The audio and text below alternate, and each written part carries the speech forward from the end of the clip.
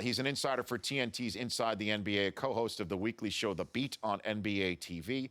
He is back here on the Rich Eisen Show. It's been a while, DA. How are you, David? Rich, I'm doing good, buddy. How about yourself? I'm doing fine. I had Shaq earlier on the show saying that the style of basketball and the quality of basketball now can't even hold a candle to his era. Would you agree with that? Well, yeah, but only because the rules were different back then, And if you grew up playing and watching a game where you could be more physical than you can be now, you would certainly say that style is better. Now that the rules have changed, and guys can do pretty much whatever they want on the floor, I would understand. I understand guys today saying that their style is better because they have more freedom of movement. They don't get hand checked out front. They can run pretty much unimpeded through the paint without getting elbowed into the chest like they used to. So different strokes for different folks. That's why, comparing eras is silly because nobody can tell me what rules we're playing under. So, yeah, when everybody's playing under the same rules, then I can tell you how a game will go. Yeah, I guess it's kind of like what's going on in the NFL where a lot of people think that the rules have been changed to get more offense out there, to stoke up the fantasy numbers and stoke up interest in the same way. Right. Does the NBA like this style of play better? Oh, yeah, absolutely. Oh, yeah. No, they absolutely wanted to open up the game. They thought the scoring was down. People were turning off because they thought there was too much defense, too much isolation, certainly. You remember back in the bad old days where you would have the two-man game on one side, and then on the other side you have three guys just standing around, not being involved in the play at all. It was not fun basketball to watch. It was terrible basketball to watch. And, the physicality got so much went too far during the early 90s or late 80s, with Detroit and New York really being physical teams and impeding teams from being able to do anything. You had 82, 81 games in the finals, and nobody wanted to watch that. So they changed the rules, made it impossible to guard anybody, which is why the league's going smaller now because guards are dominant, because you can't guard them, And so a guy like Steph Curry, who's a great player, don't get me wrong, but you can't guard him. There's nothing you can do. You can't put your hands on him in any way. And so a guy who's quick and who can shoot like him is going to be even better than he would have been 20 years ago. David Aldridge joining me here on the Rich Eisen Show. So as it's shaping up right now, who do you think's the biggest threat to the Warriors this year? Oh, the Spurs. The Spurs. Come on. I mean, to me, the Spurs and Cleveland are the only threats to the Warriors right now in the league, if you look at them. I mean, the Spurs have the advantage not only of experience, but they've played the Warriors in the playoffs before and beaten them. It wasn't easy. They should have lost Game 2 a couple of years ago, but they didn't. And so they wound up being able to control that series. Golden State's a better team now than they were then. They're better, better at a lot of things. But I think San Antonio has championship experience. They have championship coaching.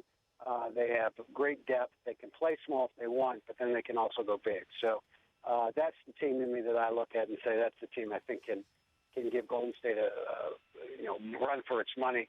And then Cleveland, with a healthy Kyrie Irving, if they do decide to go small, with LeBron at the 4, would be an interesting matchup for them as well. Yeah, and we're going to see that first matchup on Christmas Day with Cleveland at Golden State. But let's talk about a couple of teams that are contenders, or at least expected to be contenders, who are beginning to come out of the gate stumbling. Let's start with the Clippers, where everybody thought keeping that core three together, adding Pierce and others in free agency was going to be a difference maker, and they just can't seem to get any traction. What's going on with the Clips, David? Well, I think it's a combination of things. Paul did this in Washington last year, and really his last couple of years in Boston, in Brooklyn as well. He paces himself. He's not going to let it all hang out in November and December. He wants to be ready in May. So you're not going to see the best Paul Pierce probably till, second half of the season. So with that caveat in mind that they will probably get better play from the 3 spot the second half of the season than they're getting the first half, I think that's part of why they're struggling right now.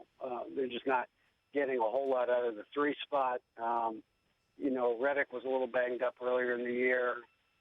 The bench hasn't worked at all. Stevenson hasn't worked at all. Josh Smith hasn't worked very well either. So what they thought was going to be a real strength was that veteran bench has been a liability, so they're not getting very much production out of their bench, at least not consistently. So from a depth standpoint, they're not as deep as they thought they'd be. They're only 3 games over, and right now the Bulls are only 4 games over 500. Jimmy Butler says that Fred Hoiberg needs to be a tougher mayor. And Derrick Rose says that he thinks the locker room's a mess. What is going on in Chicago, as best you can tell, David Aldridge? Yeah, I mean, I think it's a combination of things. They're trying to put more pace and play faster, and you're seeing this throughout the league, where everybody says, "Well, Golden State won that way. Let's play that. Well, let's play faster ourselves." You don't have Curry, you don't have Draymond Green, and you don't have Klay Thompson, and that's why they're able to play that way. And they're also able to play that way because those guys, relatively speaking, are young players. And so young guys recover faster. They're able to play longer minutes playing that way. And you see teams like Chicago with personnel that's been injured over the years. With Noah's been hurt over the years, and Rose certainly has been hurt, and Mike Dunleavy hasn't even played yet this season. You see them in Washington trying to play fast with a team that's got a lot of older guys on it. And what a shock, they're all hurt. So it's easy to say you want to play fast, but you have to have the personnel to play fast. And Chicago, I'm not sure they have the personnel to play fast. Certainly they don't have it until Dunleavy gets back. And Rose gets back to where, he's more like his old self. He's played a little bit better the last few games, but it's been a struggle for him. And I think, I understand what Jimmy's saying, because that's the only way he's been coached is by Thibodeau, so that's all he knows. It's seriously. It's all he knows. It's the only way since he's been in the league, he's been coached by a guy that practices hard and practices long and gets on guys, and that's not what Fred does, and they're not winning. So you say, well, we need to go back to that old way that we know, and so it's understandable. It doesn't mean he's necessarily right. Mm-hmm.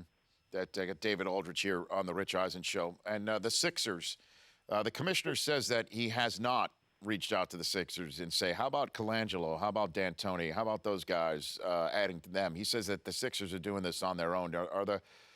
Is the league doing something behind the scenes with the Sixers that we don't know about, David? I think Adam is very good at not leaving any fingerprints.